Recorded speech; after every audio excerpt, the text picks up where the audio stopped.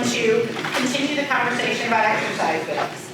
So following her undergraduate studies at Duke University, Pamela obtained her Doctor of Physical Therapy degree from Franklin Pierce University. Her clinical experience includes the management of outpatient and inpatient rehabilitation of infant, pediatric, and adult populations.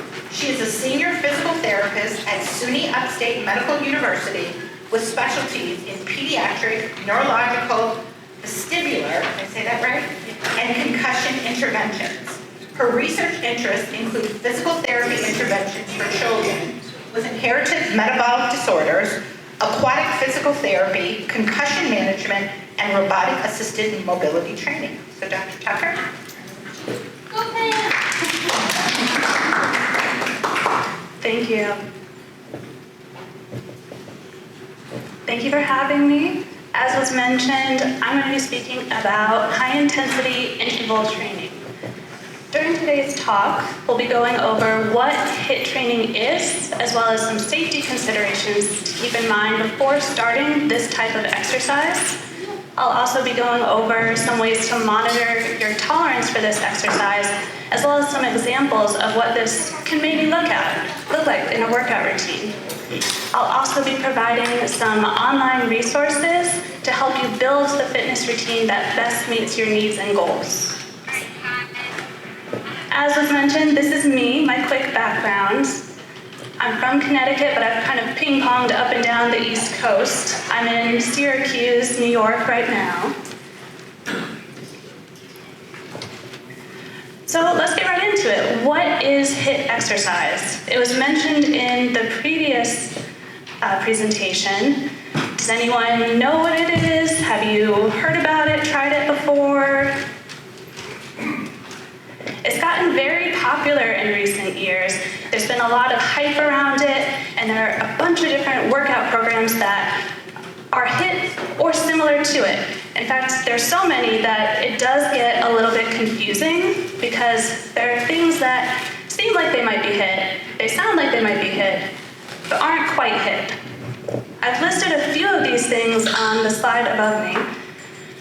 The first example I have is HITT, which is high intensity tactical training. This is a form of endurance and strength training that is combat specific and used by the Marines. I won't be talking about this today. Another example is HIT, high intensity training. This is a form of strength training that focuses on weighted repetitions of an exercise to the point of failure. I won't be talking about this either. This is not high-intensity interval training. Finally, I have Tabata, which has gotten a lot of hype more recently in the last few years. This was developed by an Olympic speed skating coach in Tokyo.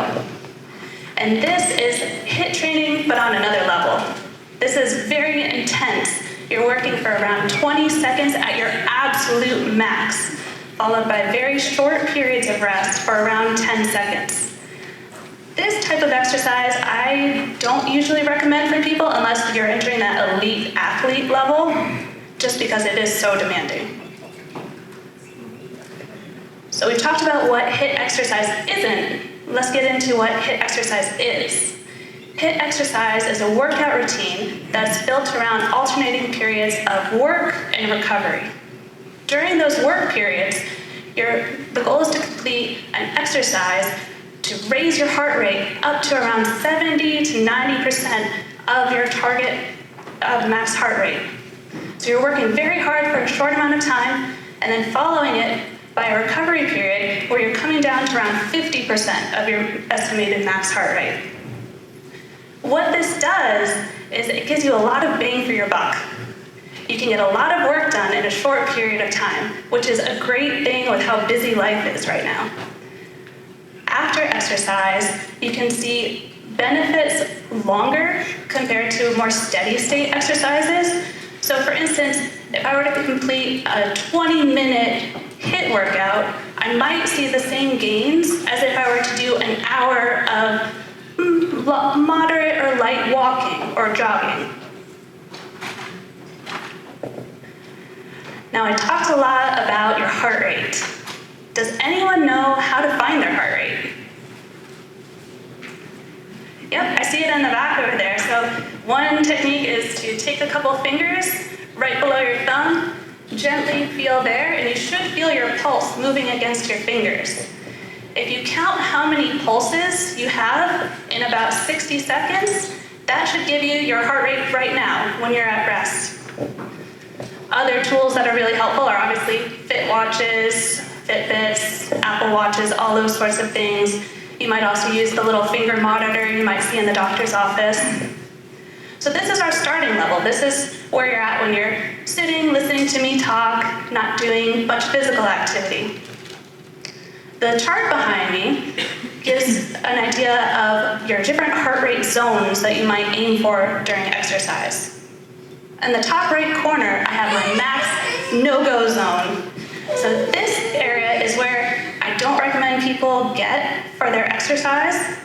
Right underneath it, that high performance zone and performance zone, this is where you want to try to be during those high intensity intervals. The yellow zone is where you're aiming for those recovery periods. So this is a great chart, but you might have noticed on the very bottom that it starts at age 20. I think a fair number of us might be under 20. So how do you figure out your heart rate? There is a little bit of math here, which you can do yourself or have a parent help you with. So step one is finding out your max heart rate. And how you do that is you take 220 and then subtract your age. In my example here, I said I was 15 years old. So I took 220 minus 15 to get my max heart rate of 205 beats per minute.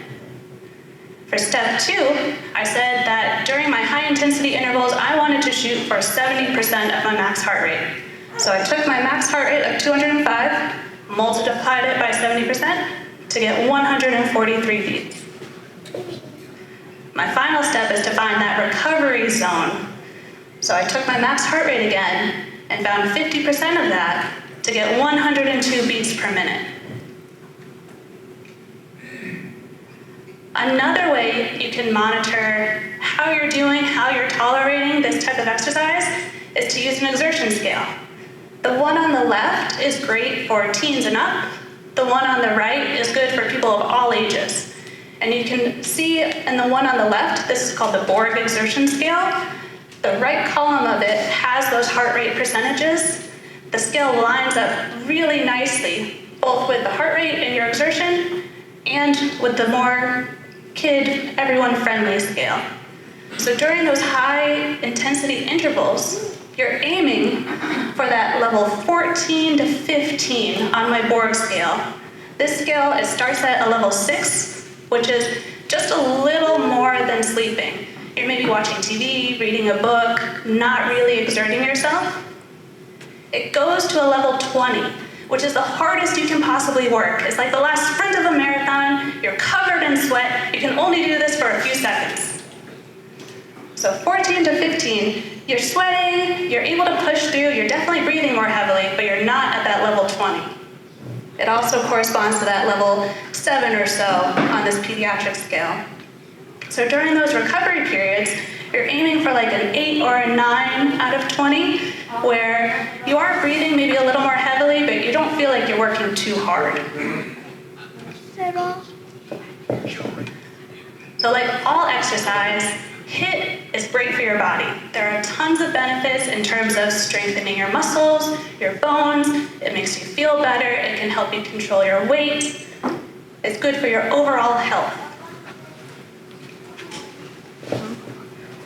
There are also some cons, though, like with any type of exercise. Pros. It's very time efficient. You can get a lot done in a short period of time, and the benefits last a little longer in that post-exercise period, which is around 2 hours after exercise, where you're still coming down, returning to that resting state, and burning more calories. Other pros are this type of exercise can be completed anywhere. You don't need equipment. You don't have to pay for a gym membership. You don't have to pay for a class. Some cons are that there is an increased risk of injury. Because you're performing these exercises very quickly and trying to raise your heart rate up in that short period, common injuries include ankle, knee sometimes shoulder injuries. This isn't something that you want to just jump into with no preparation at all. Also, because this has been such a popularized form of exercise, there is a range in what these exercises look like. Some are better than others. Sometimes people say, well, this wasn't very fun. This felt like maybe I maybe worked too hard. So I would recommend that you find the one that best suits you, best suits your needs and your interests. I listed at the very bottom, in the pro and the con section, that you will see increased metabolism after this exercise, which is a good thing and a bad thing. It's something to keep in mind if you're interested in trying, to know for the rest of your day, okay, these are the things I have to do. I need to make sure to accommodate my exercise and my activities around this so that I get through everything that needs to be done. And keep in mind how I'm going to supplement my diet, how I'm going to hydrate, to make sure that you feel well and do well for the rest of your day. I have a lot of information on this slide, but the key point that I want you to take away from this is that this is not the end-all be-all. HIIT exercise is a wonderful thing, but the exercise that is best for you is the one that you do consistently. It's also important that you exercise regularly, but add in both aerobic and strength training. Strength training should be completed 2 times a week for around 8 to 12 reps. And you can do it body weight, you can do it with weights, however works best for you. So let's say all of this sounds like pretty good information. You're thinking, I want to give this a shot. How do I know I'm ready?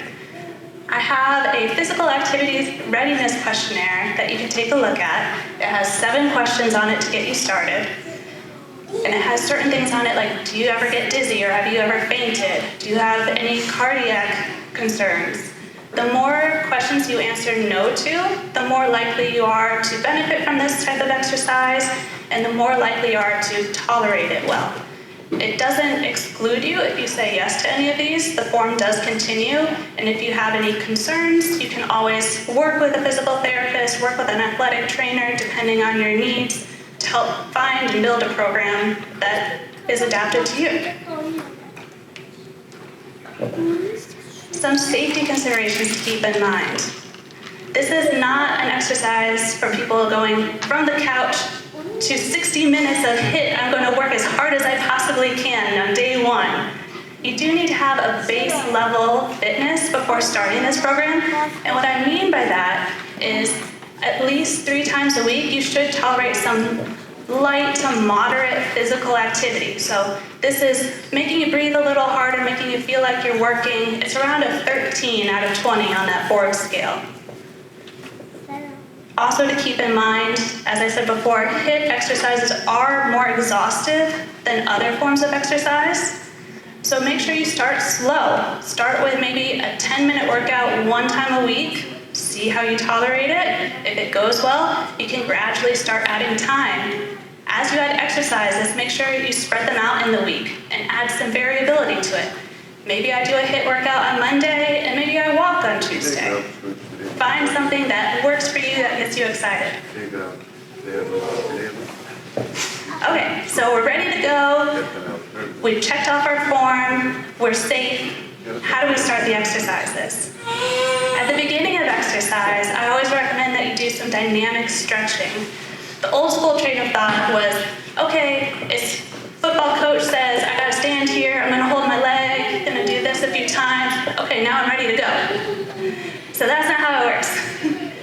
Studies have shown that if we add movement to our stretches, it gives us more body awareness, it preps our muscles so that they perform better when it's time to go, when it's game time, when it's workout time.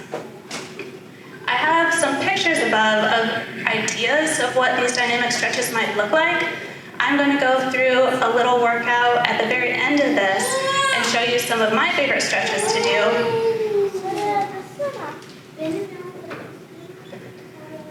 Now we're into the workout itself, and the field is broad. Anything that you might be interested in, I guarantee there's a workout for it. There are superhero workouts, there are animal workouts, find the thing that inspires you and makes you passionate and gets you excited, and see if there's a workout for it. I have a few ideas up here. Like I said, we're going to be going through a few at the end of this.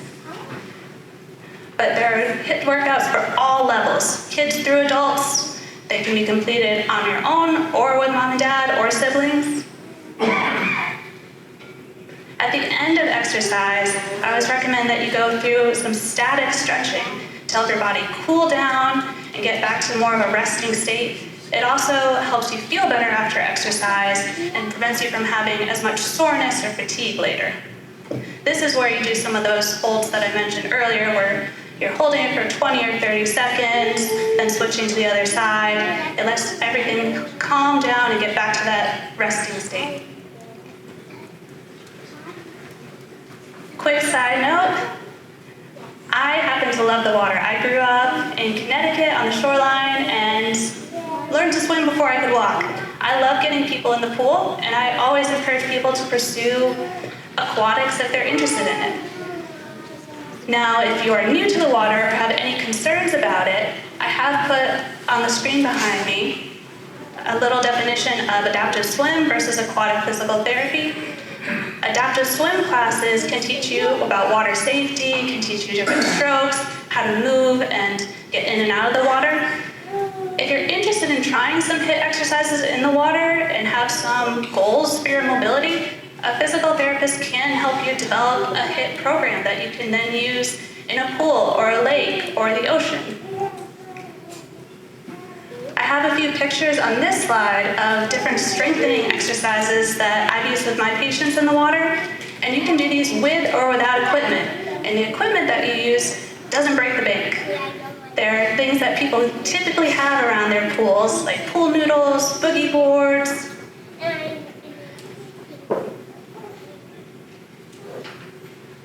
I've also got some great stretches in the water.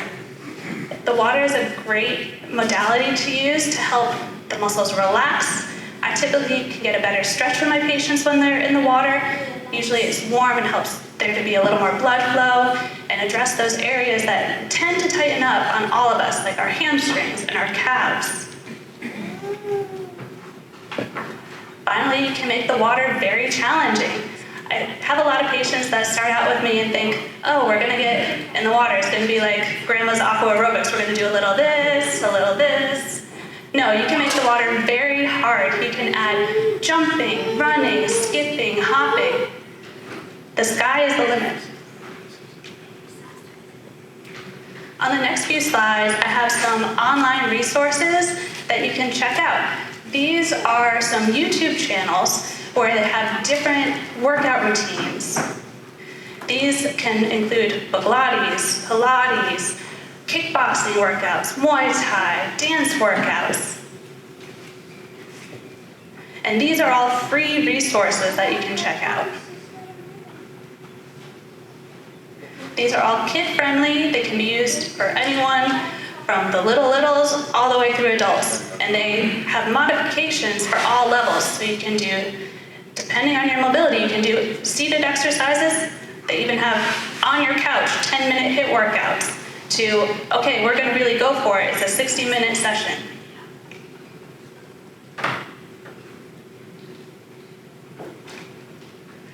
Finally, I have a few apps that you can check out. Most of them are free. A few of them cost around $10 for the monthly subscription. Usually they'll have a free base platform, and the subscription gives you access to more workout routines, more exercises. A lot of these are made by personal trainers, and they will walk you through those intervals of, okay, now I'm working, I'm doing this exercise, here's my recovery period, or however long you set it for. And these are all customizable.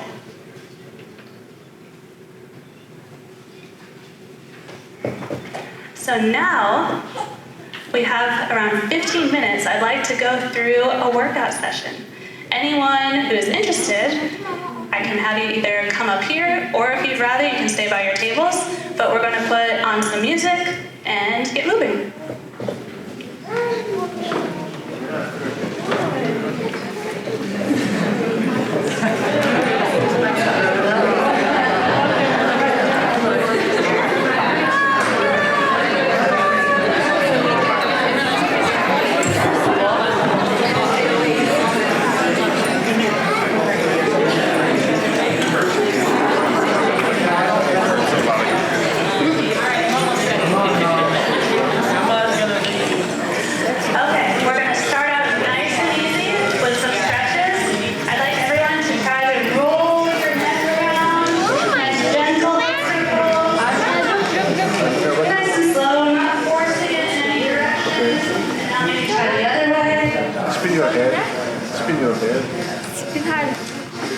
And now we try some arm circles, just one arm at a time, rolling backward.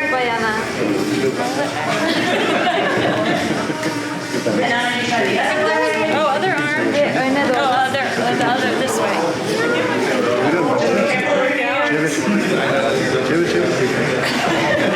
I actually need to stretch. It feels good.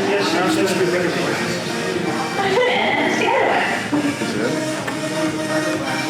Oh, here, Steph. Did you hit your hand? Try again. Next up, I'll have you reach out to the side, doing a little twist. It's nice to loosen up the back a little bit. I don't know about anyone else, but I was in a plane for a while yesterday. Next up, I'll have you reach over your head to the side. The goal with the dynamic stretching is just to get everything loosened up, just to get you prepped for the exercise.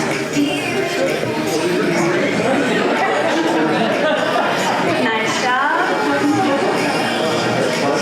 Next up, you can do this either sitting or standing. I'll have you kick your leg forward like you're trying to touch your toe.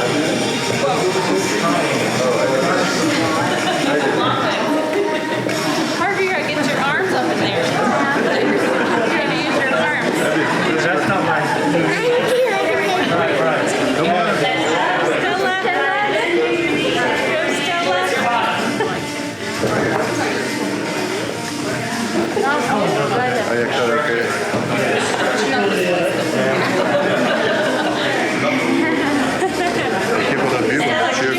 Light squats, so you're coming down like you're sitting in an invisible chair and coming up. Oh my God.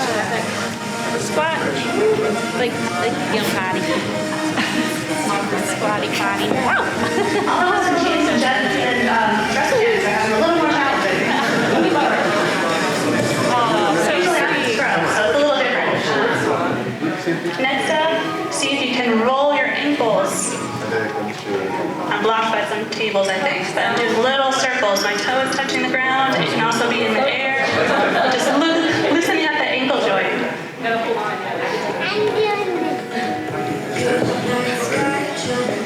And try the other ankle.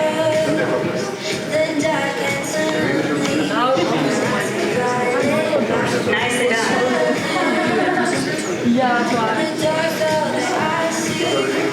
So that's a nice dynamic workout, pretty simple, starting from the top, moving bottom.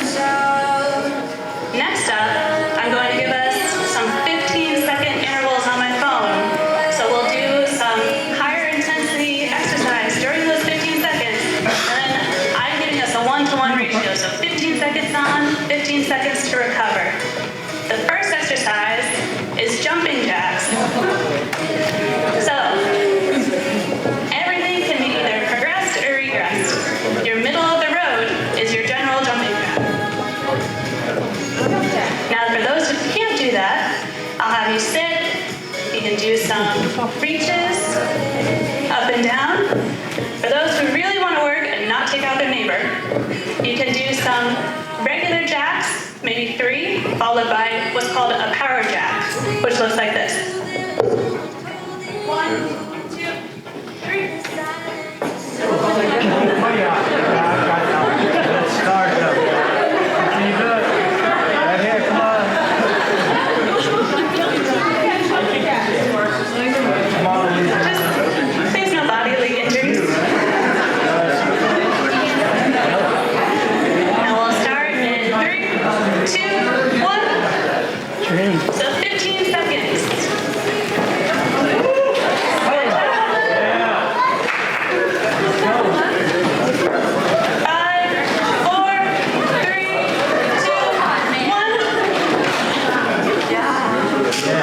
And now we have 15 seconds to recover.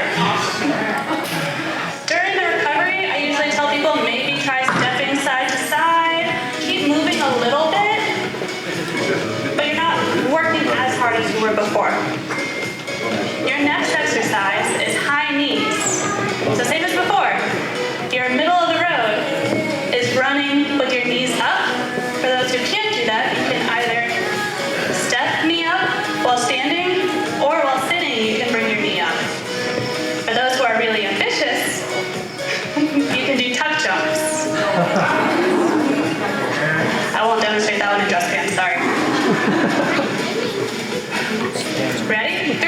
2, 1. Yeah, man. God, man. Let me see. 5, 4, 3, 2, 1, buddy. and recover. That's good. That's an error. Anyone feel their heart rate come up yet?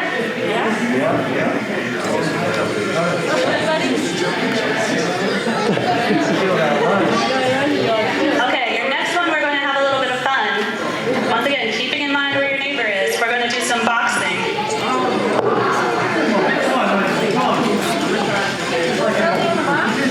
So these are straight jabs straight in front of you. Coming through. Ready, set, go. I like to tell people you're punching from your core. This is a core workout more than an arm workout. You're looking that your feet are planted and you twist from your hips. And rest.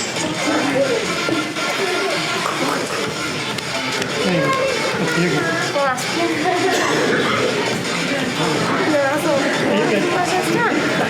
Your next one is everyone's dreaded high knee, or mountain climber high knee. So, because we have limited space, we are going to modify this. I'll have you at your tables, step your feet back slightly, and you're bringing your knees up towards your chest. Maybe our smaller folks, if they're ambitious, they can do it on the floor, but don't feel obliged. Already any mountain climbs? What do you want? Oh, wow, buddy. Good job. On your mark. Get set, go.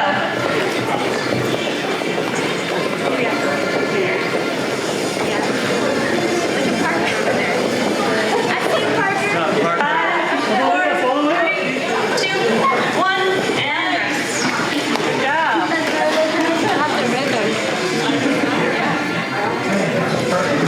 Did you after lunch? Wake you up.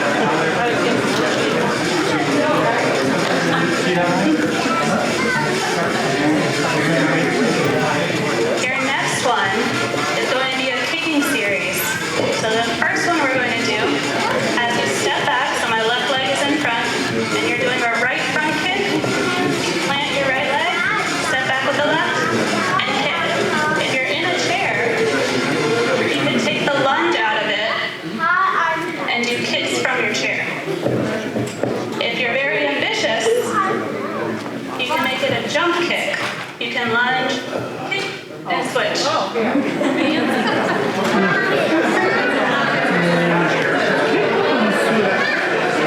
The Karate Kid. Yeah, you gotta do the lunge part too. 5, 4, 3, 2, 1.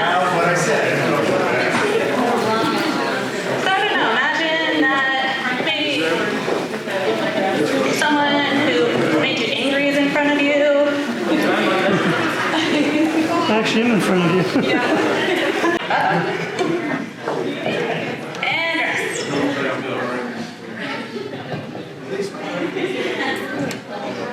Your next one is going to be a side kick. So this does take a little bit of balance. I'll show you the middle of the road version first. So my first move is I'm balancing on my left leg and I'm kicking out with my right.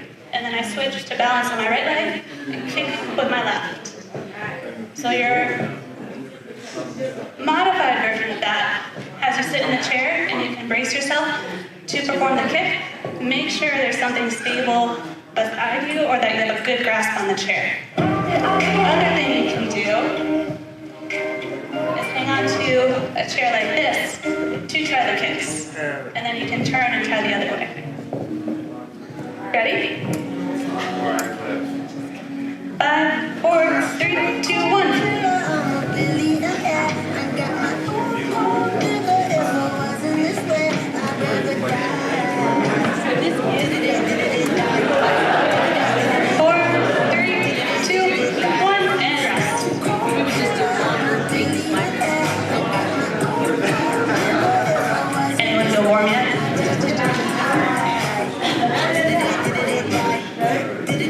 Okay, I've got one more exercise for you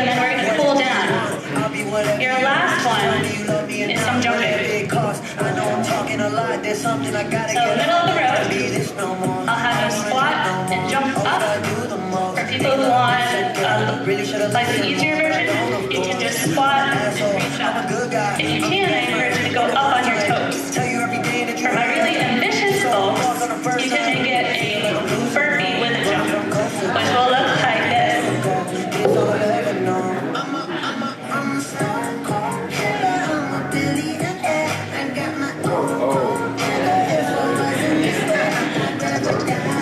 Ready? 3, 2, 1.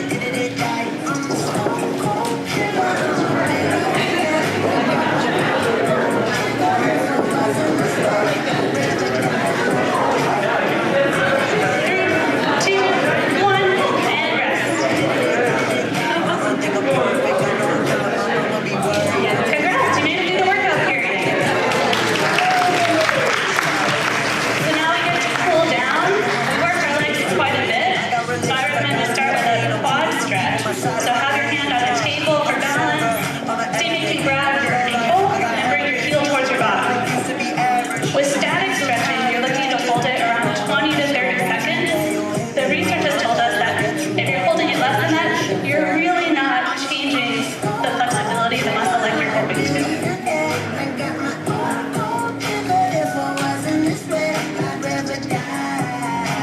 A modified version of this can be on the floor, so you're on your stomach and you can use a belt around your foot to hold your foot towards your bottom. You can also do it laying on your side. That way it's a little easier to grab your foot. Try switching legs.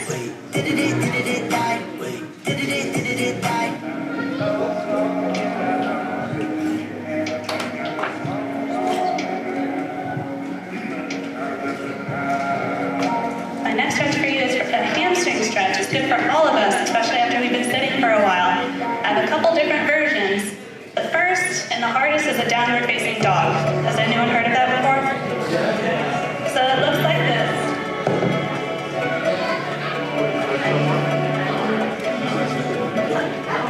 Where your body looks like a pyramid. Your hands are on the floor and you're pushing back, your heels are on the ground.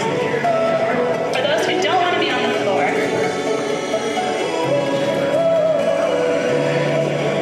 you can put your foot on a chair. Try to keep your back really straight. A lot of the times I see patients reach with that same side hand and they end up looking kind of like a starfish. And you're really not getting into your hamstrings with that. It's going straight into your back. So I recommend reaching with your opposite arm.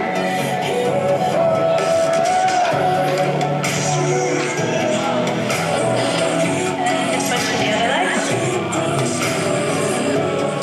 You can also do this sitting in a chair. You can have your leg crossed up on a chair in front of you.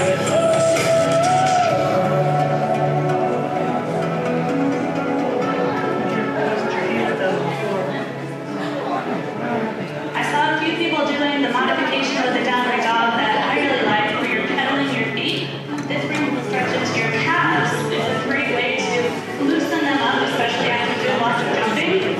For those who didn't do that or do the standing stretch, I recommend that either you have your right foot in front of you, or your back foot is landing on the ground, and you lean forward. Or if you have a wall behind you, try putting the ball of your foot against the wall. And then lean forward.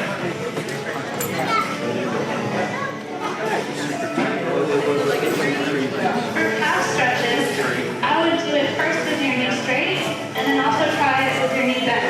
That gets the two biggest muscles back there to loosen them up.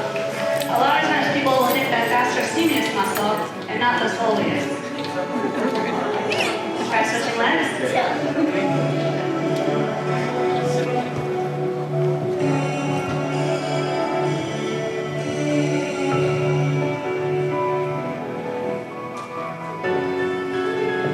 Okay, we can end with a nice shoulder stretch. I'll have you reach your arm across your body.